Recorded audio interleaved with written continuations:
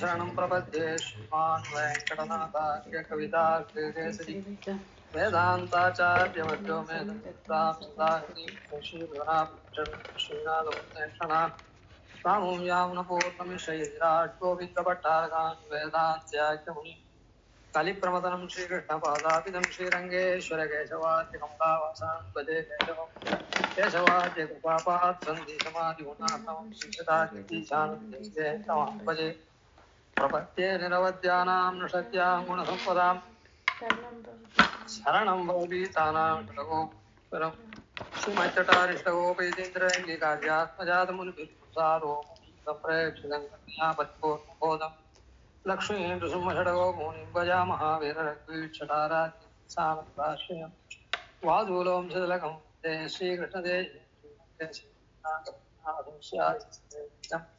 ख्यात श्रीनरसिंहकार्यमुनिपादाम्बुजयन्तिरन्तान्तेक्षान्तयात्रिशोगुणैः भान्तं बुधाग्रेशनं श्रीमद्रङ्गचार्यो संशये श्रीमच्छ्रीरङ्गपुर्तीश्वरषडरिपुणा संयमीन्द्रेण दृष्टं न्यस्तात्मानं सुमेन रैर्हृदित्योगिने दुःसादात् प्राज्ञश्रीरङ्गकार्यं प्राप्तलक्ष्मीस्थानं सेवेदीन्द्रं सकलगुणनिधिं विररग्वीक्षटारिं श्रीरङ्गनाथडोपरीतिं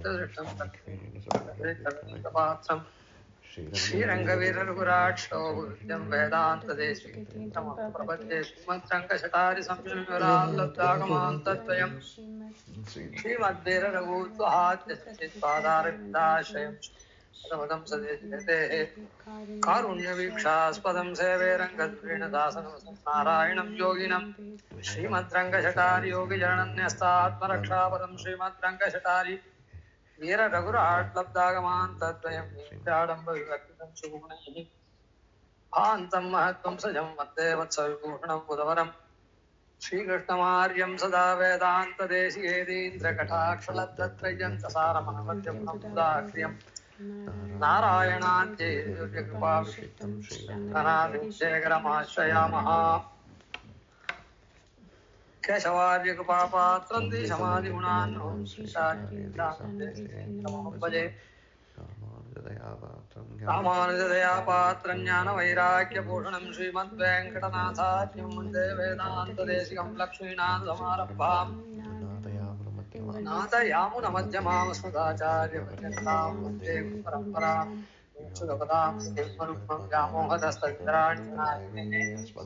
अस्मद्गुरोर्भगवतोऽस्य दैकसिन्धोः रामानुजस्य प्रपद्ये मातापिता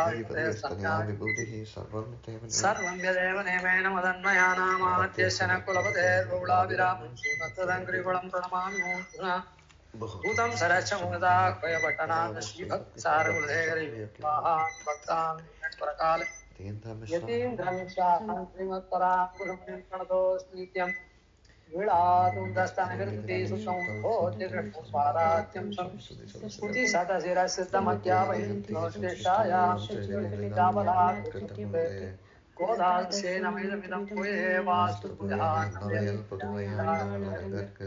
பல்லு திருப்பாவை பல்வதையால் பாடி கொடுத்தாள் நற்பாமாலை பூமாலை சொல்லி கொடுத்தாள் கூடி கொடுத்த சுடர்கொடியே தொல்பாவை பாடிருளவல்லாய் கடவர் மாற்றம் நாங்கடவா வண்ணமேனு வேள்வில்லி புத்தூராடி பூரம் மேல் மேலும் மிக வழங்க விட்டு தூய திருமகளாய் வந்த ரங்கநாத்து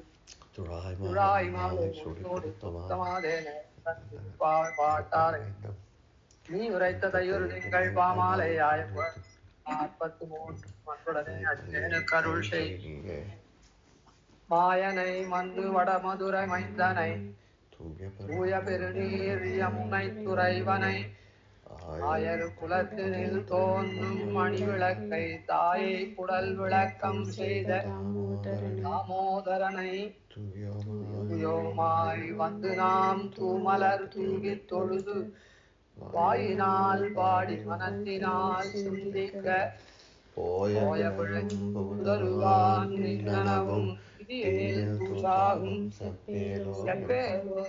பாவாய். இந்த பாசுரத்துல ஆயர் குலத்தினில் தோன்றும் மணி விளக்கைன்னு சில பேர் சொல்றா. அது வேணும்னு இல்லை. ஆயர் பாடி கனி விளக்கு அப்படின்னு பெரியாழ்வார் சாதிச்சிருக்க. ஆயர் பாடிக்கு அணி விளக்கு. அதே மாதிரி அவருடைய பெண் பிள்ளையும் என்னது ஆயர் தாயை குடல் விளக்கம் செய்து தாமோதரனுக்கு முன்னையா ஆயர் குலத்தில் தோன்றும் அணி விளக்கு அப்படின்னு அதே போறோம். அந்த ஒண்ணுத்துக்கே வியாக்கியானம் போறோம். அலங்காரமான விளக்கா இருக்குது அப்படி. தூயோமாய் வந்து நாம் தூயோமாய் அப்படின்னு சொல்லச்சே நாம இதுக்கு முன்ன என்ன பார்த்தோம்னா ஆத்ம குணம் நன்னா இருக்கணும் அப்படின்னு சொன்னோம். அஷ்டோ ஆத்ம குணாகான்னு கௌதம சூத்திரத்தெல்லாம் கூட சொல்லிருக்கு. ஆனா தயா சர்வபூதேஷு, அஹிம்சா, க்ஷாந்தி, அனசூயா, மங்களம், அகார்பண்யம், அனாயாசம், அகார்பண்யம், அஸ்புகா அப்படின்னு 8 ஆத்ம குணங்கள் சொல்லிருக்கு. இன்னும் யாருக்காக ஒன்னா இருக்கும். அஹிம்சா பிரதம புஷ்பம்னு சொன்னதும், அதாவது தயா சர்வபூதேஷு, சாந்தி, அனசூயா, சாந்தி பொறுமை இருக்குது. தயா சர்வபூதேஷு அங்க இருக்குது. அப்புறம் அசூயை இல்லாத தன்மை அப்படின்னு சொல்லிருக்கு. மங்களம், மங்களம்னா அதான் தயா சர்வபூதேஷுனா எல்லாத்திலையும் தயையா இருக்கும். அதுக்கப்புறம் சாந்தின்னா நாம தயையா இருந்தா மாத்திரம் போறாது, அவ எதனா தப்பு பண்ணா கூட அந்த இடத்துல பொறுமையை காட்டணும், கோபப்படக்கூடாது, சாந்தி. அப்புறம் அசூயையா இருக்கக்கூடாது, அனசூயா.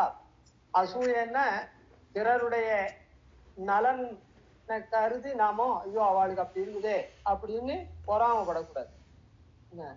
அதோட கூட அவள் இடத்துல தோஷ ஆவிஷ்கரணம், தோஷத்தெல்லாம் ஏறிட்டு சொல்றது அதெல்லாம் கூடாது. அதெல்லாம் இந்த அசூய குணம், அதெல்லாம் இல்லாத இருக்குது அனசூயா. மங்களம், எப்பவும் நல்லத்தை தான் நினைக்கணும், மங்களமானதை நினைக்கணும். அதாவது மாறுதலா இருக்கிற விஷயத்துல எப்பவும் நெகட்டிவ் திங்கிங்கிறாங்களே அதுதான். ஆனா பாசிட்டிவ் திங்கிங் தான் இருக்கணும். மங்களம். அப்புறம் ஒரு காரியத்தை அனாயாசமா பண்ணணும். ஆயாசமா ரொம்ப மூச்சை பிடிச்சுட்டு ஒரு காரியம் எல்லாம் பண்ணக்கூடாது. எந்த காரியத்தையும் அனாயாசமா பண்றதுக்கு கத்துக்கணும். இல்லைன்னா ஆயாசத்தோட ஒரு காரியம் பண்ணா அது நீட்டிச்சு பண்ண முடியாது. அது பாதியிலேயே கூட நமக்கு சிரமத்தை தந்து அந்த காரியத்தை முடிக்க முடியாத சூழ்நிலை வந்தாலும் வரும். இல்லைன்னாலும் நாமே அந்த காரியத்தை கைவிட்டுற மாதிரி ஆயிடும். அதனால அனாயாசம். அதுக்கப்புறம் தயா சர்வபூதேஷு, சாந்தி, அனசூயா, மங்களம், அனாயாசம். கார்பண்யம், கார்பண்யம் அப்படின்றது என்னன்னா இதுவா இருக்கணும்.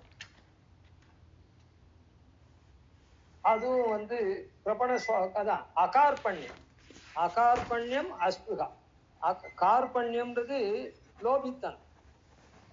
அதாவது ஒருத்தருக்கு ஒரு வஸ்துவை இவ்வளோ பண்ணணும்னு வச்சுக்கோ, ஒவ்வொரு கூலி ஆள் இருக்கான், அவனுக்கு வேலைக்கு என்ன தரணுமோ அது தராதே, அது கம்மியா இது பண்றது.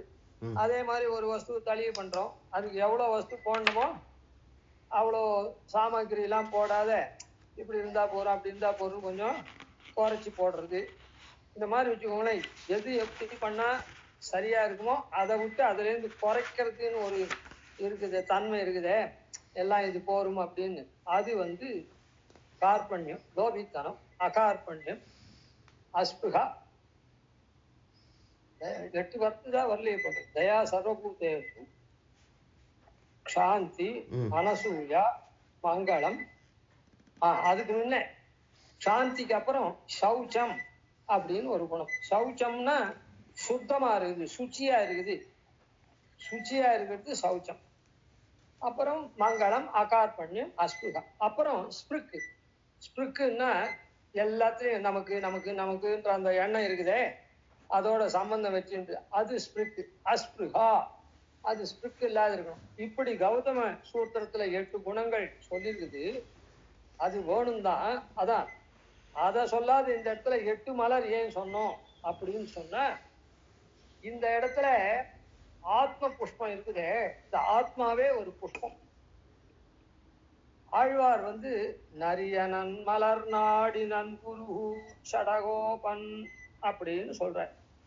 எங்கன்னா அந்த எங்கனேயோ அன்னமீர்கள் பதிகத்துல அறிவறிய பிரானை ஆழியங் கையனையே அலர்ச்சி திருக்குறுங்குடி பாசத்துல நரிய நல்மலர் நாடி நங்குருகு சடகோபன் அப்படின்னு இந்த ஆத்மாவை நல்மலர்னு சொல்றாங்க.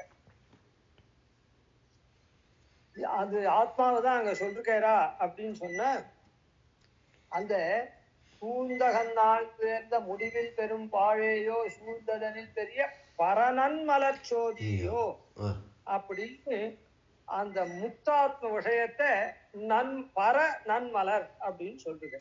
அதனால நன்மலர் நிறைய நன்மலர் நீங்க சொன்னார்.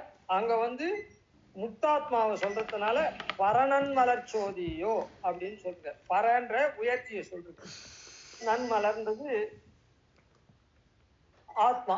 அதனால இந்த ஆத்மா மலரா ரூபணம் பண்றதுனால இந்த இடத்துல அஹிம்சையில புஷ்பமா சொல்லிருக்கிறதுனால அஹிம்சா பிரதமம் புஷ்பம், புஷ்பம் இந்திரிய நிகிரகா, ஒவ்வொன்றுத்திலையும் புஷ்பம் புஷ்பம்னு சொல்லிருக்கு. சர்வபூத தயா புஷ்பம், க்ஷமா புஷ்பம் விசேஷதா, தியானம் புஷ்பம், ஞானம் புஷ்பம், தப புஷ்பம், ஞானம் புஷ்பம், ததைவச்ச சத்தியம் அஷ்டவிதம் புஷ்பம் அப்படின்னு எல்லாத்தையும் பிரதக் பிரதக்கா தனித்தனிய புஷ்பம் புஷ்பம் சொல்லிருக்கு. அதனால அது அந்த ஆத்மாவுக்கு ஆத்மாவை தானே நாம சமர்ப்பிக்கிறோம் எம்பெருமானுக்கு பரசமர்ப்பணத்துல. அதனால இந்த 8 அது விஷ்ணுவ பிரீத்திகரம் பவே, அப்படி அந்த ஆத்மா இந்த மாதிரி இருந்தா விஷ்ணுக்கு பிரீத்தியா இருக்குது அப்படி. அதனால தூயோமாய் அப்படின்றதுல இந்த 8 மலரை போல இருக்கணும்னு சொன்னோம். இப்படி இருந்தாலும் கூட இன்னமும் தூய்மை ஒண்ணு வேணும். எம்பெருமானிடத்துல நாம ஆத்ம சமர்ப்பணம் பண்ணச்சே எதுக்காக பண்றோம்? இந்த ஆத்மாவை ரட்சிக்கிறதுக்காக பண்றோம். ஆத்ம ரட்சணம்ன்றது எப்படி அப்படின்னு சொன்னா, இந்த பாப்பங்கள்லாம் சர்வ பாப்பேபியோ மோக்ஷயிஷ்யாமின்னு அவன் சொன்னானே, அத போல இந்த பாப்பங்கள்லாம் ஒழிச்சு ஆத்மாவனுடைய உண்மை தன்மை சேஷோகி பரமாத்மனஹா அப்படின்னு சேஷமா இருக்கக்கூடிய நிலைமையில வைகுண்டத்துல வைக்கணும் அவன். அப்படி இருக்குச்சே அப்ப பகவானுடைய கைங்கரியம் மாத்திரம்தான் நாம கேட்கணும். அது அங்க அது மாத்திரம்தான். அதனால இந்த இடத்துல என்ன பண்ணணும்னா, இதர பலன்கள்லாம் கேட்காம இருக்கக்கூடிய தன்மையா இருக்கு, அனன்ய பிரயோஜனமா இருக்கணும். அந்த சுத்தமும் இந்த இடத்துல எடுத்துக்கணும். ஏன்னா நாம இந்த அசுச்சியான சரீரத்தோட இருக்கிறதுனால இந்த சரீரத்துக்கு நித்தியம் எதனா க்ஷணே எதனா ஓடுமா இருந்துட்டே இருக்கும். சரீரத்துக்கோ இல்ல சரீர அனுபந்திகளா இருக்கக்கூடிய நம்ம சேர்ந்தவர்களுக்கோ ஏதோ ஒண்ணு நம்ம சேர்ந்த அச்சேத்தனத்துக்கு ஓடுமா இருக்குது. அச்சேத்தனம் வீடுன்னா தண்ணி வரல, குழா ரிப்பேர், அப்புறம் அது இல்லை இது இல்லை, அதுங்களுக்காகவும் எதனா ஒண்ணு தேவையா இருக்குது. இல்ல சேத்தனமா இருக்கிறவர்களுக்காகவும் கொண்ட பெண்டின் மக்களுக்காகவும் தேவையா இருக்குது. இந்த மாதிரியான பலன்லாம் விரும்பாம, அதாவது பெருமாள் இடத்துல கேட்காம அந்த தூய்மையோட பரசமர்ப்பணம் பண்ணணும். அதுக்காக தூயோமாயின்ற இடத்துல இந்த அஹிம்சாதி பிரதம புஷ்பங்களா இருக்கிறதோட கூட, அந்த குணம் கொண்டிருக்கிறதோட கூட அனன்ய பிரயோஜனமா நாம எம்பெருமானுக்கு இந்த கைங்கரியத்தை பண்ணணும் அப்படின்றத. அதான் என்ன கைங்கரியம் இது? ஆத்ம சமர்ப்பண கைங்கரியம், தூயோமா. அதனால அந்த தூய்மை இருக்கணும், இதர பலன்களை விரும்பாத தூய்மை. தூயோமாய் நாம் தூமலர் தூவி தொழுது, தூயமாய் தூய்மையான தன்மையை கொண்டு நாம் என்ன பண்ணணும் அப்படின்னு சொன்னா, தூமலர் தூவி தொழுது, தூய்மையான மலர். அதான் சொன்ன நிறைய நன்மலர் நாடி நங்குரு சடகோபன் ஆழ்வார் சொல்லியிருக்காரு அந்த இடத்துலன்னு சொன்னேன். அதனால இது ஒரு நல்ல மலர், தூய்மையான மலர். இந்த மலரை தூவி தொழுது, அதனால சாதாரணமா இதர புஷ்பங்களை நாடாத மலர் நாடி நாடோறும் நாரணந்தன் வாடாத மலரடி கீழ் வைக்கவே வகுக்கின்னு அப்படின்னு ஆழ்வார் சொன்னபடிக்கு ஆழ்வார்னு சொல்றதுதான் 90 பங்கு நம்மாழ்வார் தான். மத்த ஆழ்வார் இருந்தா அது அநேகமா ஆழ்வார் திருநாமத்தையே சொல்லிடுவேன். வெறும் ஆழ்வார்னு சொல்றது நம்ம ஆழ்வார் தான். ஆனா ஆழ்வார்னு சொல்றதே சொல்லலாமா அப்படின்னா நம்ம ஆழ்வார்னு சொல்லணுமா அப்படின்னா பிரசங்காத் அதையும் சொல்லிவிடுறேன். ஆழ்வார்னு நாம சொல்லக்கூடாது.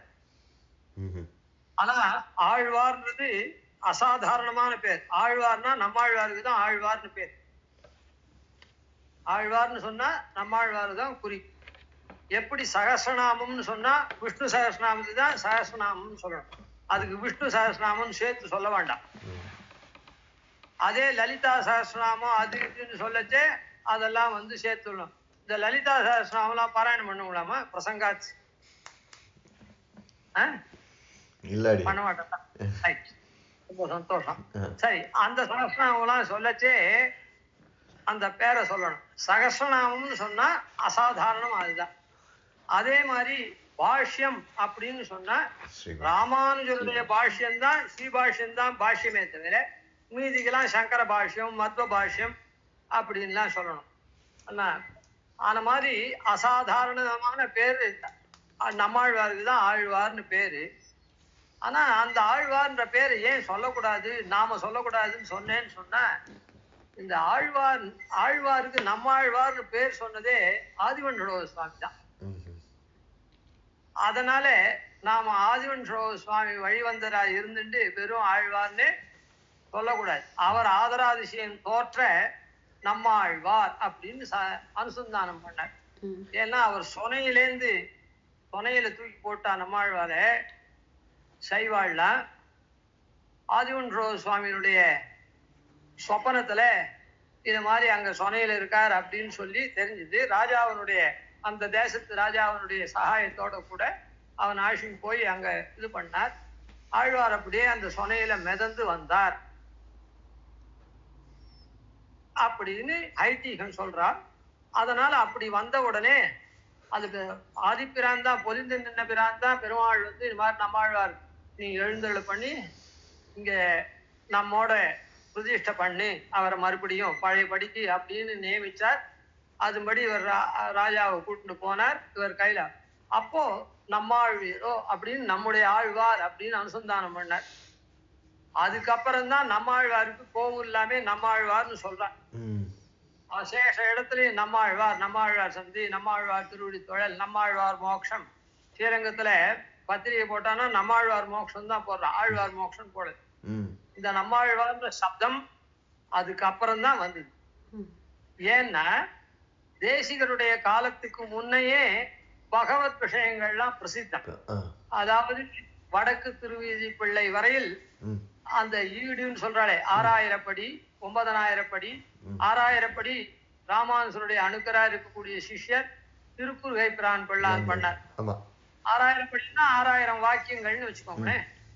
அந்த அளவு அது திருக்குறுகை பிரான் பிள்ளான் பண்ணார். அதுக்கப்புறம் நஞ்சியர் அப்படின்ற 9000 படி பண்ணார். அப்புறம் 24,000 படி பெரியவாச்சான் பிள்ளை பண்ணார்.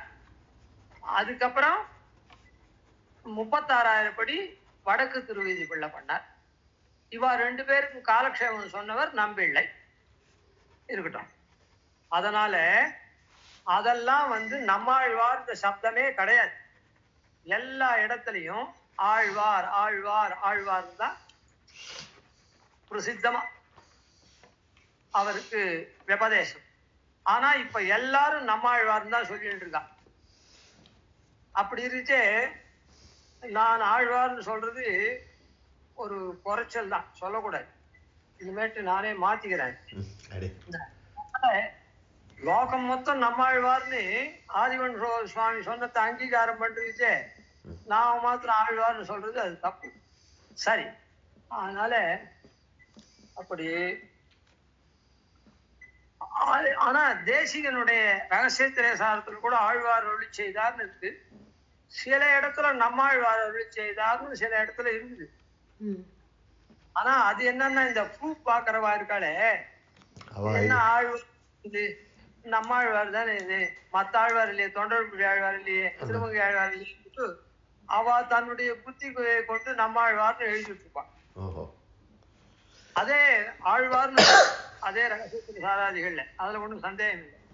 அதனால இந்த ஆதிவன் சுவாமியினாலதான் நம்மாழ்வார் அப்படின்னு. இதுக்கு மணவாள மாமுனி ஒரு பாட்டு பாடியிருக்க இல்ல, நம்பெருமாள் நம்மாழ்வார் நஞ்சியர் அப்படின்லாம் அவாவாளுடைய ஏற்றத்தினால அவாவா இந்த மாதிரி சொல்லப்படுறா. ரங்கநாதன் உற்சவருக்கு நம்பெருமாள்னு பேரு. அந்த நஞ்சியர்னு நஞ்சியர்னு பட்டருடைய சிஷ்யர், வேதாந்தியா இருந்த அத்வைத்தியா இருந்தவரை ஜெயிச்சு நம்ம சம்பிரதாயத்துக்கு கொண்டு வந்தார் நஞ்சியர். அவருக்கு நஞ்சியர்னு பேரு.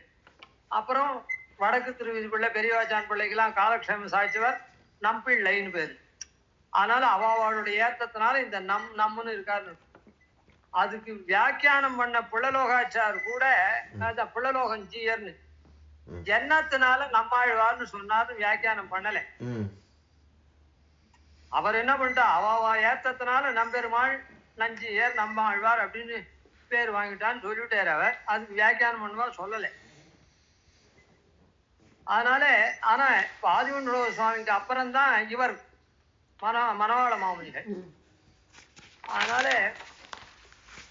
மணவாள மாமுனிகளே அதை சொல்லியிருக்காரு நம்மாழ்வார்னு. அதனால தெங்கலையாரும் எல்லாரும் நம்மாழ்வார் தான் சொல்றா லோகம் மொத்தம். இதுக்கு காரணம் ஆதிவன் சுவாமி தான் அந்த நம்மாழ்வார் சொன்னாங்க. சரி, இப்ப எதுக்குன்னா, தூயோமாய் வந்து நாம் தூமலர் தூவி தொழுது.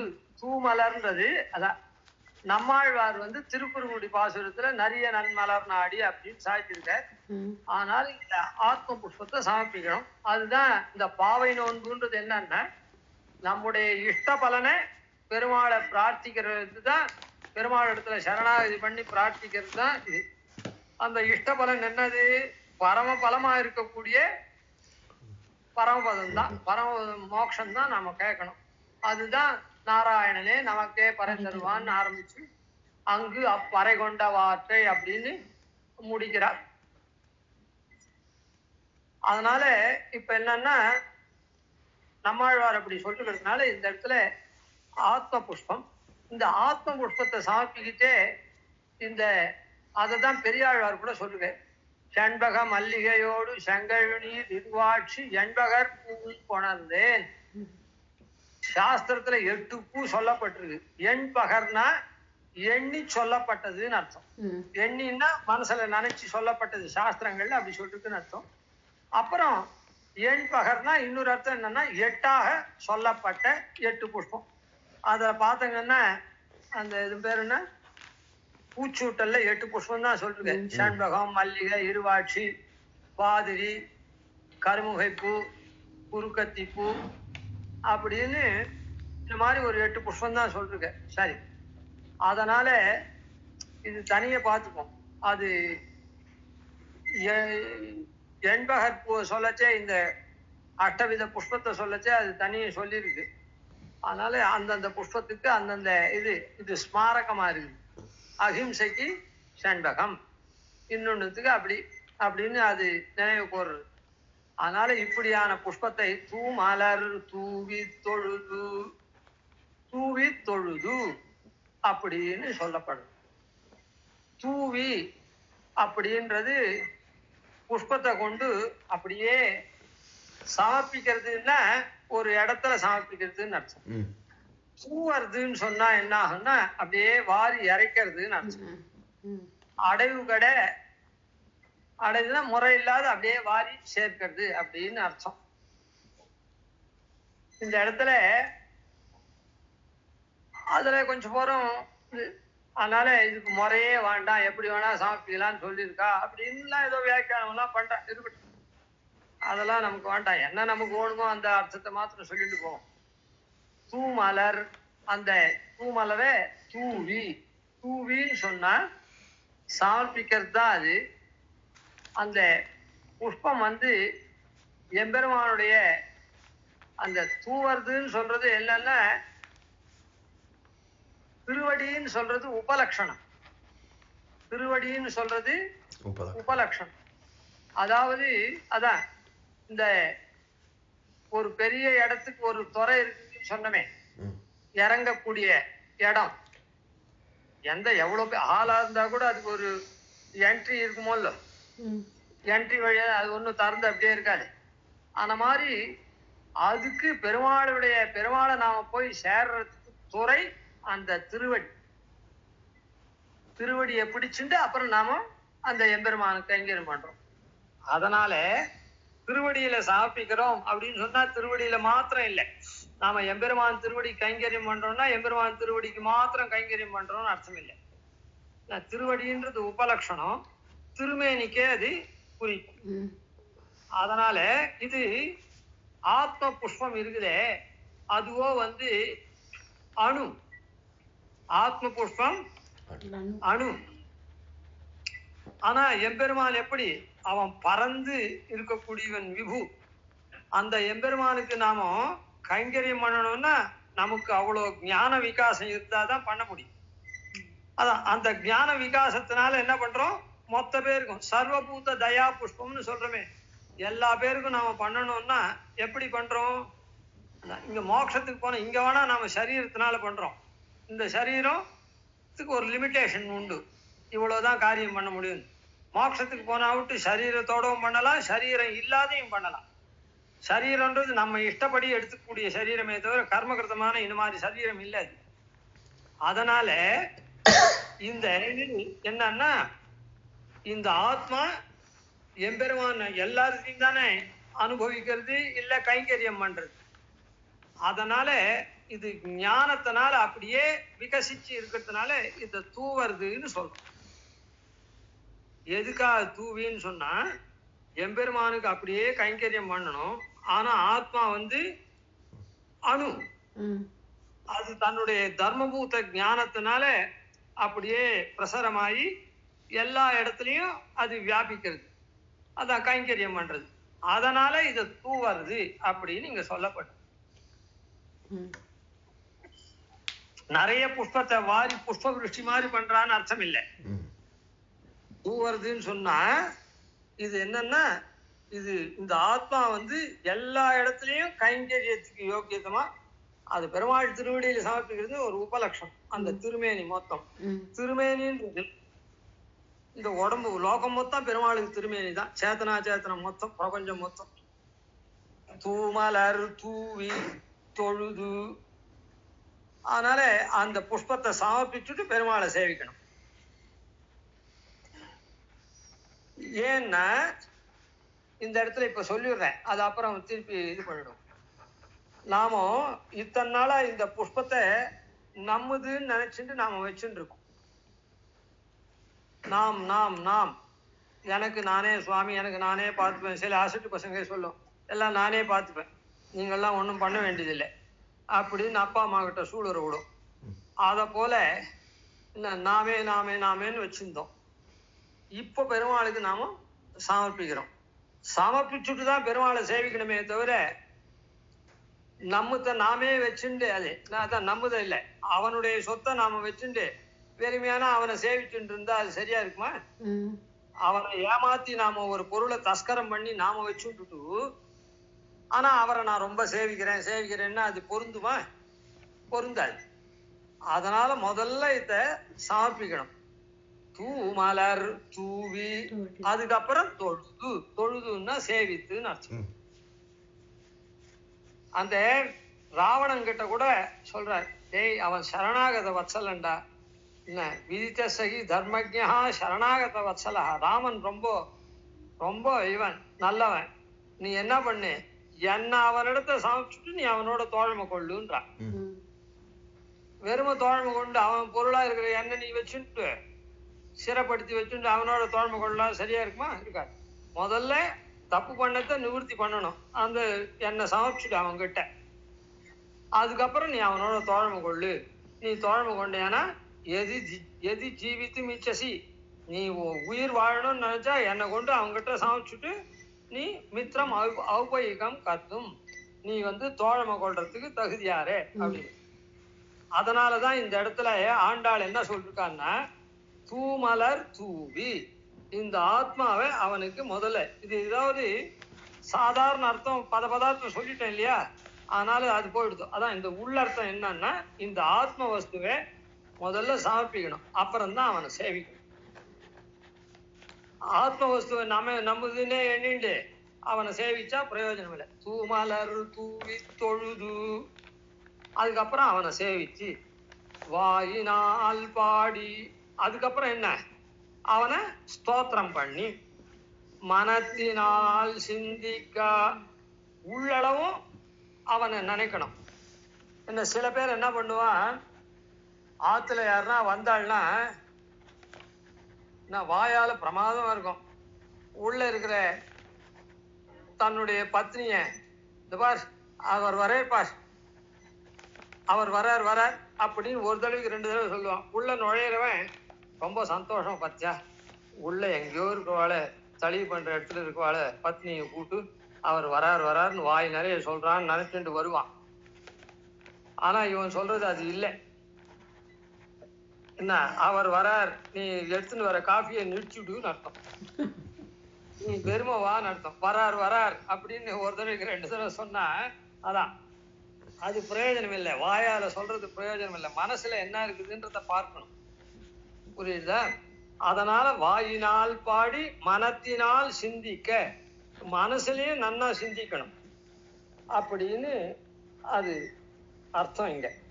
ஏன்னா இப்போ வாயால மாத்திரம் சொல்லிட்டு மனசுல வேற எண்ணம் இருக்குது, சரியான சமயத்துக்கு வந்து இவன் தொந்தரவு பண்றான் அப்படின்னு மனசுல எண்ணிட்டு வாயால சொல்லி என்ன பிரயோஜனம்?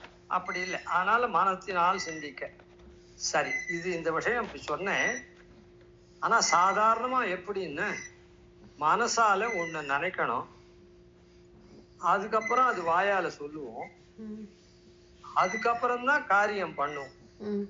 முதல்ல பிளான் மனசுல பண்ணாதான் அந்த பிளானை யாரோடோ அவளோட கூட எல்லாரையும் கலந்து ஆலோசனை பண்ணிட்டு அதுக்கப்புறம் அதை எக்ஸிக்யூட் பண்ணுவோம்.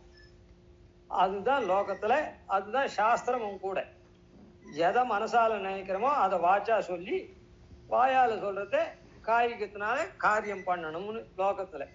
ஆனா இந்த இடத்துல ஆண்டாள் தலைகீழா சொல்லியிருக்கான். முதல்ல காய்க வியாபாரம், தூமலர் தூவி தொழுது, அப்புறம் வாயினால் பாடி, அப்புறம் மனத்தினால் சிந்திக்க அப்படின்னு இங்க தலைகீழா சொன்னான். தலைகீழா சொன்னதுக்கு காரணம் என்ன அப்படின்னு சொன்னா, அதுதான் முதல்ல காரணம் சொல்லிட்டேன். என்னதுன்னா, நாம என்னதான் மனசுல நினைச்சிருந்தா கூட போறாது, நாம பண்ணின தப்ப முதல்ல ரெக்டிஃபை பண்ணணும். எம்பெருமானுடைய வஸ்துவை முதல்ல அவனுக்கு கொடுக்கணும், அதுக்கப்புறம் தான் மற்ற வியாபாரம். அதனால என்னன்னா, அவனிடத்துல முதல்ல சமர்ப்பிக்கணும். அத சமர்ப்பிக்கணும்ன்றது ஏற்பட்டா விட்டு அவனை வணங்கிதான் சமர்ப்பிக்கணும். சமர்ப்பிச்சு இப்போ பெருமாளுக்கு திருவாராதனம் பண்றோம், திருவாராதனம் பண்ணாத போது நீங்களே தளிகை சமர்ப்பிக்கிறா ஸ்திரீயே அப்படின்னா கூட பெருமாளுக்கு தளிகையை சமர்ப்பிச்சு சேவிச்சு அதை பெருமாளுக்கு சமர்ப்பிக்கணும். கோலமெல்லாம் போட்டு அதை பெருமாளுக்கு அந்த தளிகையில அங்க கொண்டு வச்சுட்டு சேவிச்சுட்டு அப்புறம் தான் நிவேதனம் பண்ணணும். அதனால முதல்ல அந்த நம்மதுன்னு அபிப்பிராயப்பட்ட வஸ்து அவனுக்கு சமர்ப்பிக்கணும். அதை சமர்ப்பிக்கணும்னா அவனை சேவிக்கதான் சேவிக்கணும், முதல்ல கொடுத்துட்டு தான் சேவிக்கணும். ஏன்னா இந்த இடத்துல தப்பு பண்ணுமே, அந்த தப்பை நிவர்த்தி பண்ணணும்னா முதல்ல கொடுக்குற வியாபாரத்தை கொண்டு அவன் இடத்துக்கு சமர்ப்பிச்சுட்டு உடனே சேவிக்கணும். அதனால தூமலர் தூவி தொழுது அப்படின்னு முதல்ல அதை சொன்னான். அதனால அதுக்கப்புறம் என்ன, அதை விஞ்ஞாபனம் பண்ணணுமோ இல்ல, அவனுடைய தயினால இன்னைக்கு நாம அந்த மாதிரி பண்ணிருக்கோம். இல்லைன்னா இத்தனை நாள் நம்மால பண்ண முடியுது அந்த காரியத்தை பண்ண முடியல, அதனால அவனை ஸ்தோத்திரம் பண்றோம். அத மனசால என்னைக்கும் நினைச்சுட்டு இருக்கு.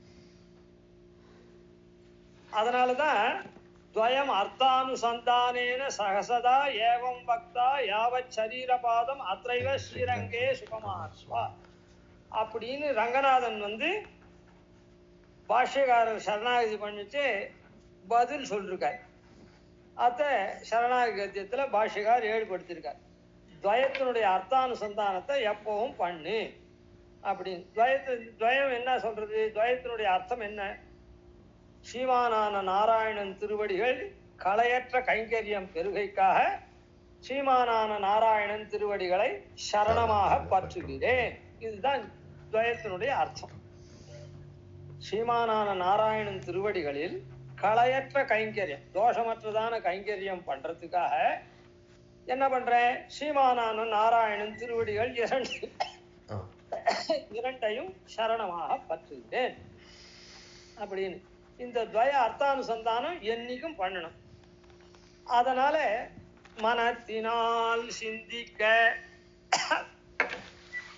இந்த சமர்ப்பிக்கிற வியாபாரம் இருக்குதே, அது அந்த க்ஷணத்தோட சரியா போச்சு. அவன் இடத்துல விண்ணப்பம் பண்றது அது அத்தோட சரியா போயிடுச்சு. ஆனா மனசுல வந்து இத எப்பவுமே நினைச்சுட்டு இருக்கும். அதனாலதான் அந்த ரீதியில ஆண்டாள் என்ன பண்ண, தூமலர் தூவி தொழுது வாயினால் பாடி மனத்தினால் சித்திக்க அப்படின்னு இந்த அடைவு மாறி வருஷக்கிரமம் மாறி சொன்னதுக்கு காரணம் இதுதான். இப்படி பண்ணோம்னா போய பிழையும் புகுதருவான் நின்னனவும். போய பிழையும், பிழை அப்படின்னு சொன்னா ஏற்கனவே பண்ணின பாபங்கள், தவறுகள், அது போய்விடும். எப்போ இந்த ஆத்ம சமர்ப்பணம் பண்ணினாக்கா இதுவரையில் நாம பண்ணின பாபங்கள்லாம் போயிடும். புகுதருவான் நின்றனவும். நாம இனிமேட்டு பண்ற பாப்பம் இருக்குதே, இனிமேட்டு பண்ற பாபம் இருக்குதுன்னா நாம பாப்பம் பண்ணணும்னு அர்த்தம் இல்லை. ஒருத்தரை நாம சேர்ந்துட்டோம்னு சொல்லிட்டா திருப்பி அவள் இடத்துல பாபம் தப்பு பண்ண மாட்டான் அவள் இடத்துல. ஆனா ஏதோ சில சமயத்துல தெரியாத பண்ணலாம் தப்பு. அப்படியே தெரிஞ்சு பண்ணிட்டோம்னா என்ன பண்ணுவோம், அதுக்கு அவள் இடத்துல மறுபடியும் எக்ஸ்கியூஸ் கேட்போம், அபராத க்ஷாபனம் பண்ணுவோம். தெரியாத பாபம் நேரலாம். அந்த தெரியாத பாபம் தான் புகுதருவான் நின்றானாவும் அப்படின்னு சொல்றோம். மொத்தம் நாம சரணாகதி பண்ணா விட்டு பண்ற பாபங்கள் மொத்தம் இல்லை, தெரியாம பண்ற பாபம் தான் புகுதருவான் நின்றனவும். நம்ம வட்டவே ஒட்டாது அப்படின்னு சொல்லப்படுறது. இத வந்து சூத்திரக்காரர் கூட தததிகமே உத்தர பூர்வாகயோகோ அஸ்லேஷ விநாசோ தத்வபதேசாத் அப்படின்னு சொல்றார். அதுக்கு பாஷ்யகாராதிகள்லாம் பிராமாதிகம் மந்தவியம் அப்படின்னு சொல்றார். பிராமாதிகம்னா தெரியாத பண்ற பாபம் தான் ஒட்டாது. தெரிஞ்சு வேணும்னே பண்றதான், தெரிஞ்சு வேணும்னே பண்றோம்னு இல்லை, எப்படியோ ஒண்ணு நிர்பந்தத்தினால தெரிஞ்சு பண்றோம்னா அதை வந்து அதுக்கு அபராத க்ஷாபனம் பண்ணிக்கணும், அதுக்கு பிராயசித்தம் பண்ணணும். அந்த சாஸ்திரத்திலேயே சொல்லிருக்கு, இந்த போய பிழையும் அப்படின்னு சொல்லச்சு. அப்புறம் தீயினில் தூஷாகும். இப்போ நம்ம கிட்ட ஒட்டவே ஒட்டாத பாபம் இருக்குதே, அது வந்து தீயில தூஷாருதுன்றதுக்கு பிரசக்தியே இல்லை. நம்ம கிட்ட ஒரு வஸ்து இருந்தாதானே அது எப்படி இருக்குதுன்றத பத்தி. நம்ம கிட்ட அது இல்லை, அது ஒட்டவே இல்லை, அது நம்ம கிட்ட சம்பந்திக்கல, அதனால ஒண்ணும் கிடையாது, அது சரியா. அதனால அது அந்த பழைய பாபம் நம்ம இடத்துல ஒட்டி இருக்குதே, அந்த பாபம் தான் இது சொல்லிட்டு நான் உங்களுக்கு இல்ல, அந்த பாபம் தான் இந்த தீயினில் தூசாகும்.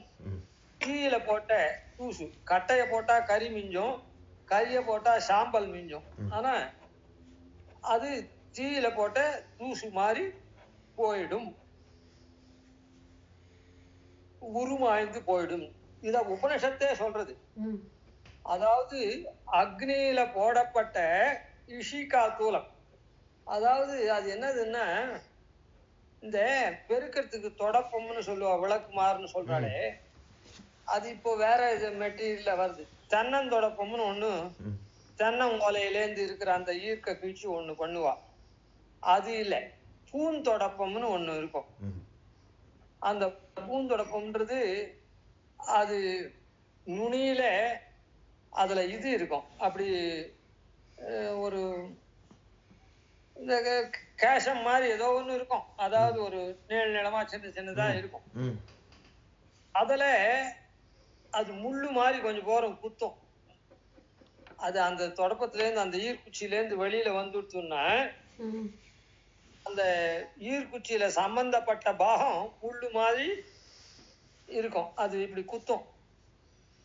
அந்த அந்த நுனி பாகம் இருக்குது, அந்த அடி பாகம், அதுக்குதான் இஷிகா தூலம்னு பேரு. அத நெருப்புல போட்டா என்ன இருக்கும்? ஒண்ணுமே இருக்காது. ஆன மாதிரி அந்த ஊகு முள்ளுன்னு பேர் அதுக்கு. அந்த ஊகு முள்ள நெருப்புல போட்டா எப்படி உருமாய்ந்து போயிடுமோ அதே மாதிரி நம்முடைய பாபங்கள்லாம் போயிடுறது, உருமாய்ந்து போயிடுறதுன்னு சொல்லி அது போய பிழையும். புகுதருவான் என்னவும் அப்படின்றது தாமரை இலையில ஜலம் பட்டுதுன்னா எப்படி நிக்காதோ ஆன மாதிரி உருண்டு போயிடும். அதாவது நம்ம இடத்துல சம்பந்திக்கவே சம்பந்திக்காது. புதுசா பண்ற தெரியாத பாவங்கள் தாமரை இலையில ஜலம் எப்படி இருக்குதோ ஒட்டாதோ அது போல நமக்கு ஒட்டாது அப்படின்னு உபனிஷத்துல சொல்லியிருக்கு. அததான் இந்த இடத்துல ஆண்டாள் சொல்லியிருக்கா. இந்த மாதிரி பண்றதுக்கு என்னன்னா, நாம எம்பெருமானிடத்துல சரணாகதி பண்ணோம்னா, நம்முடைய ஆத்மாவை சமர்ப்பிச்சோம்னா தூய்மையா இருந்து, அதான் அந்த வாயினால பாடி அப்படின்றது என்னதுன்னா சமர்ப்பிக்கச்சே கரண மந்திரம்னு பேர். ஒரு காரியத்தை பண்ணச்சே சொல்லக்கூடிய மந்திரம் ஒவ்வொன்றுத்துக்கும். இப்போ ஹோமம் பண்றான்னா கூட ஏதோ ஒரு மந்திரத்தை சொல்லி தானே நெய்ய சேர்க்கிறா, சமித்த சேர்க்கிறா, அன்னத்தை சேர்க்கிறா, அந்த மாதிரி பண்றா. அதனால அதுக்கு கரண மந்திரமான துவயத்தை உச்சாரணம் பண்றது தான் அது வாயினால் பாடி அப்படின்றது. மனத்தினால் சிந்திக்கன்றது தான் அந்த துவய மந்திரத்தினுடைய அர்த்தத்தை சரீரம் விழற வரையில் நாம அர்த்தானுசந்தானம் பண்ணணும் அப்படின்னு. அப்படி இருக்கிறவாளுக்கு, அதான் இந்த மாதிரி சரணாகதி பண்றவாளுக்கு இந்த பாபங்கள் இப்படி போயிடும். போய பிழையும் புகுதருவான் நின்றனவும் தீனில் தூஷாகும் செப்பு. அதனால நீ இந்த மாதிரி எம்பெருமானுடைய திருநாமத்தை சொல்லு. நான் இப்படி வியாக்கியானம் பண்ணிருக்கா, இருக்கட்டும், அப்படியே இருக்கட்டும். தாமோதரனை நாம தூய்மையா தொழுது தூவி தொழுது மலரை தூவி தொழுது வாயினால் பாடி மனத்தினால் சிந்திச்சோன்னா இந்த மாதிரி இந்த பாபங்கள்லாம் நமக்கு போயிடும். இந்த பாபங்கள் இப்படி போயிடுச்சுன்னா நாம அவனை போய் கைங்கரியம் பண்ண போறோம். நாராயணனே நமக்கே பறை தருவான்னு முதல் பாட்டுல பிரதிஜை பண்ணாலே அந்த பிரதிஜை நிறைவேறிடும் அப்படின்னு. இந்த 5 பாசுரங்களும் இது இதுதான் இந்த நோன்புக்கு காலங்கள் எப்படி இருக்குது, நமக்கு நோன்பு பண்றதுக்கு உண்டான வாய்ப்பு நமக்கு கிட்டி இருக்குது. நாம அதுக்கு தகுந்த அதிகாரியா இருக்கோம். நாமும் அதிகாரியா இருக்கோம், என்ன பண்ணணும் என்ன பண்ணக்கூடாது, நாம பண்ணினா லோகம் எப்படி க்ஷேமமா இருக்குது. அது மாத்திரம் இல்லை, நாமே கூட தேவதைகளை நியமிச்சு பண்ணலாம், பெருமழையெல்லாம் பிரார்த்திக்கலாம். அதுக்கு நாம என்ன பண்ணணும், கடைசியா இந்த நோன்புன்றது இந்த மாதிரி சரணாகதி பண்ணணும்.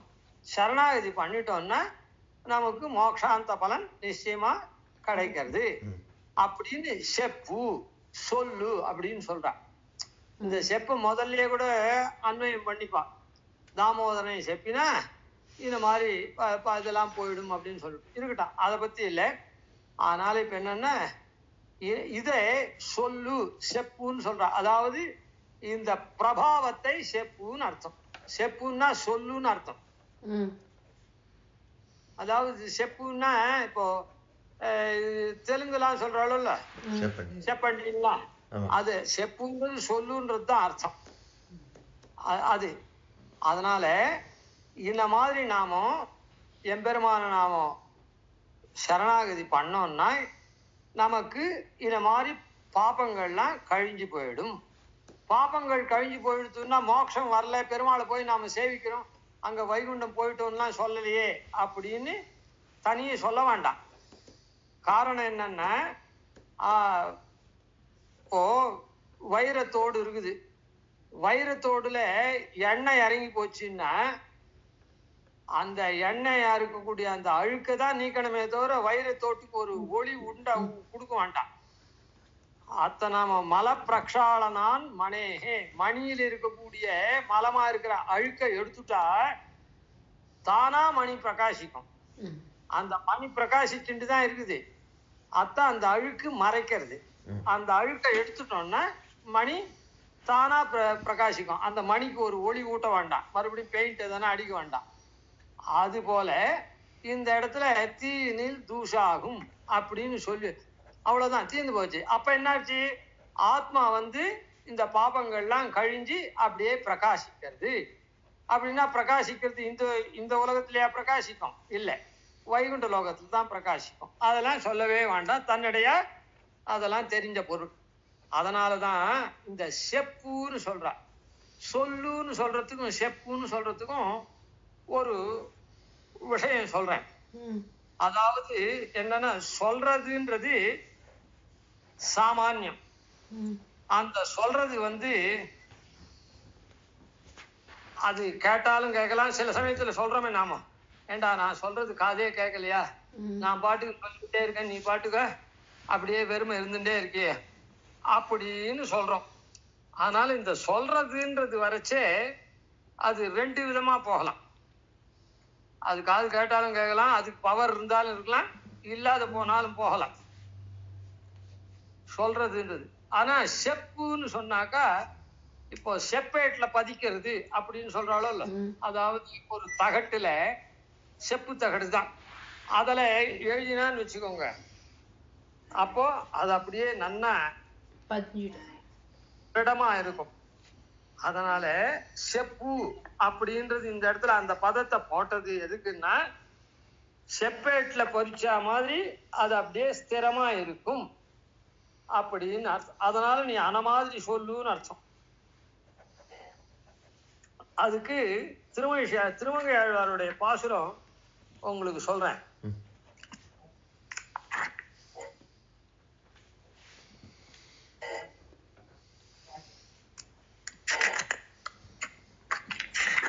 திருமங்கை ஆழ்வார் ரெண்டு பாசுரம் ஸ்ரீரங்கத்தை பத்தி சாய்க்கிறார்.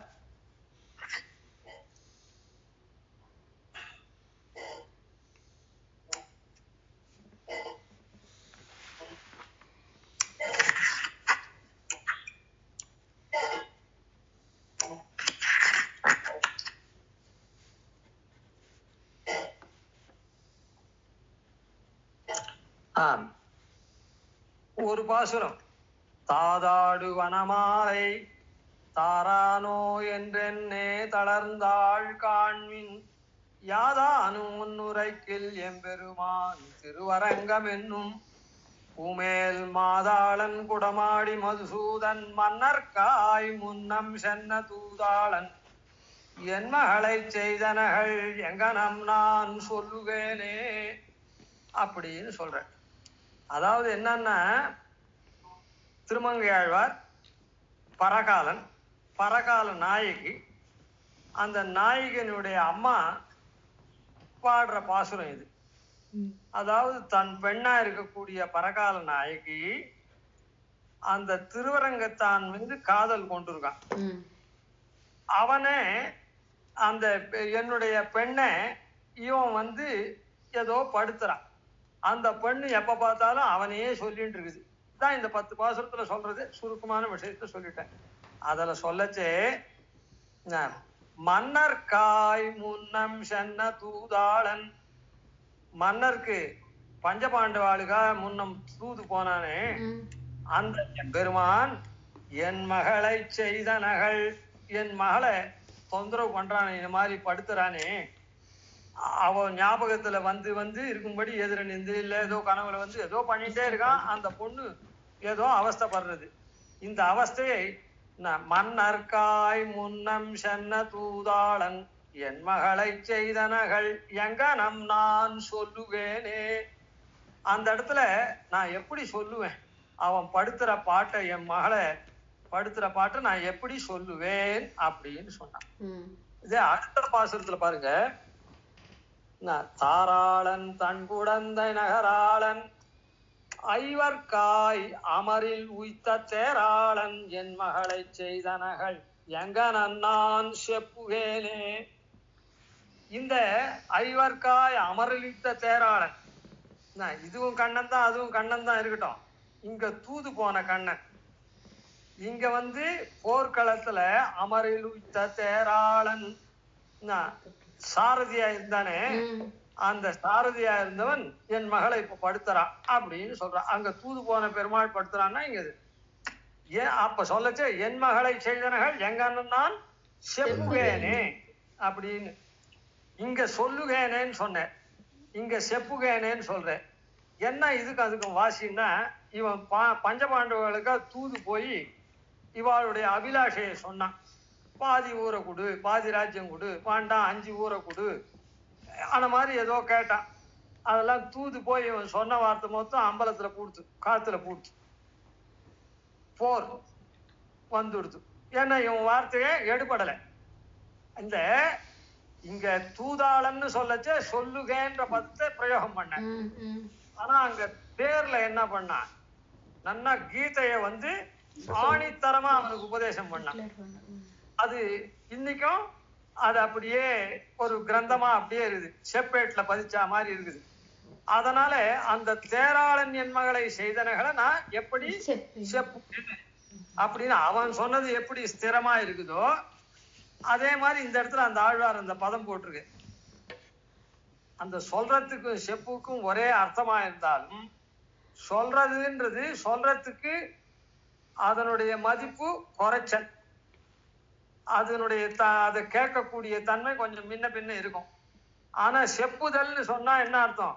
அதாவது நதைவம் கேசவாத்பரம் சத்தியம் சத்தியம் புனசத்தியம் உத்ருத்திய புஜமுச்சதே வேதா சாஸ்திரம் பரநாஸ்தி நதைவம் கேசவாத்பரம். நான் கையை தூக்கி சத்தியம் சத்தியம் மறுபடியும் சத்தியம்னு நான் சொல்றேன் அப்படின்றா போல இந்த செப்புகேனேன்ற விஷயம் செப்பேட்ல பொறிச்சு இருக்கா மாதிரி. அதனால இந்த இடத்துல ஆண்டாள் என்ன சொல்றான்னா, இத செப்பு நீ சொல்லுன்னு சொல்லல, செப்பு அப்படின்னு சொல்ற. காரணம் என்னன்னா இதுதான், அந்த எம்பெருமானை இப்படி மாயனா நம்மலாம் சிருஷ்டி பண்ண எம்பெருமான், நம்மலாம் நல்வழிப்படுத்துறதுக்காக வடமதுரையில அவதரிச்ச பெருமாள், பின்னானார் வணங்கும் சோதியா அப்படியே கண்ணனா இன்னைக்கும் சேவை சாய்க்கக்கூடிய அங்க கோயில் கொண்டு எழுந்துருக்க எம்பெருமான், அவன் அன்னைக்கு அறிவொன்னும் இல்லாத ஆயர் குலத்தெல்லாம் குறவை கூத்தாடி அதெல்லாம் பண்ணது என்ன என்ன அனுஷ்டானம் அப்படின்னா பெருமாளோட சேர்ந்து இருக்கணும் எப்பவும் அப்படின்ற சாஸ்திரார்த்தத்தை காண்பிக்கிறதுக்கு தான் அதெல்லாம் பண்ணான். அப்படி யமுனை துறைவனா இருந்து நம்ம நல்வழிப்படுத்தின பெருமாள், அதுக்கப்புறம் தாயை குடல் விளக்கம் செய்த, அதாவது பெற்ற தாயருக்கு பெருமையை கொடுக்கணும், ஒருத்தன் பிறந்தான்னா பெருமையை கொடுக்கணும், அந்த மாதிரி லோகத்துல அப்படிதான் வாழணும்ன்றத காண்பிச்ச பெருமாள். அதனால இப்படி இருக்கவனை நாம வாயினால் பாடி மனத்தினால் சிந்திக்க தூமலர் தூவி தொழுது இப்படி பண்ணோம்னா நம்முடைய பாபங்கள்லாம் உருமாய்ந்து போயிடும் செப்பு அப்படின்னு சொல்ற. தான் மாத்திரம் சொல்லாம இப்ப என்ன பண்ணுவோம்னா, ஒரு மீட்டிங்லாம் இருந்ததுன்னா முதல்ல ஒரு அஜெண்டாவெல்லாம் ஒருத்தர் தான் சொல்லுவா. ஆனா அதை முக்கியமா எதனா ஒரு பாயிண்ட் இருக்குதுன்னா இந்த விஷயத்த நாம எல்லாம் ஓத்து எடுக்கணும் அப்படின்னு சொல்லி உடனே என்ன பண்றா, எல்லாரும் அது பண்றாளோ இல்ல. அது போல இந்த இடத்துல அஜெண்டாவெல்லாம் சொல்லிட்டு வர தலைவியாகப்பட்டவள் எல்லாரையுமே இத செப்புங்கோள் அப்படின்னு சொல்ற. ஏன்னா இது பிரதானமான ஒரு விஷயம். குறிப்பானதுனால எல்லாரும் செப்புங்க. இதுதான் முடிவான விஷயம். அதனால இதை எல்லாரும் சேர்ந்து இந்த ஓத்தெல்லாம் எடுக்கிறதுன்னு சொல்றாளே ஆன மாதிரி இத செப்புன்னு சொல்றா. மாயனை மண்ணு வடமதுர மைந்தனை தூய பெருநீர் யமுனை துறைவனை ஆயர் குலத்தினில் தோன்றும் மணி விளக்கை தாயை குடல் விளக்கம் செய்த தாமோதரனை யோமாய் வந்து நாம் தூமலர் தூவி தொழுது வாயினால் பாடி மனத்தினால் சிந்திக்க ஓய பிழையும் புதருவான் நின்னனமும் தீனில் தூசாகும் செப்பேலோரெப்பாவாய் கவிதார்க்கிக சிம்மாய கல்யாண குணசாலினே ஸ்ரீமதே வெங்கடேசாய வேதாந்த குரவே நமः.